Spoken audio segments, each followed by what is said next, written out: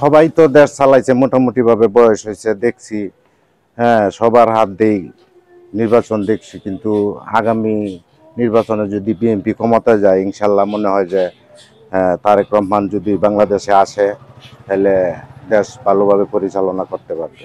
নতুন ভোটার হিসেবে আমাদের চাওয়া যে সুন্দরভাবে একটা নির্বাচন হয়ে সুন্দরভাবে তারেক রহমানের হাতে মানে দেশটা পরিচালনা হবে, এটা আর কি প্রত্যাশিত আমরা। তারুণ্যের প্রথম ভোট ধানের শীষের মধ্যেই হোক। 14, 18, 24 আওয়ামী লীগ সরকারের হাতে ক্ষমতা রেখে নির্বাচন দিছে, আমরা তো ভোট দিতে পারি নাই। আমরা ভোট দিতে গেছি, বলছে যে ব্যালট পেপার শেষ হয়ে গেছে। সারাদিন আমাদেরকে লাইনে দাঁড় করায় রাখছে, লাস্টে বলছে যে ভোট শেষ হয়ে গেছে। দিনের ভোট মানে রাতেই হয়ে গেছে। আর এখন আশা করা যাইতেছে যে 26 সালে নির্বাচন সুন্দর এবং ভালো স্পষ্ট নির্বাচন হবে এবং আশাবাদী যে ভোট দিতে পারবো। আগামী নির্বাচন 26 সালের নির্বাচন আমরা যাতে নির্বিঘ্নে ভোট দিতে পারি, এটা আমাদের চাওয়া।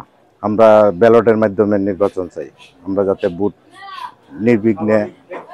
নির্বিঘ্নে নিজে যায়া ব্যালটে সিল মাইরা ভোট দিতে পারি, আমরা এই নির্বাচন চাই।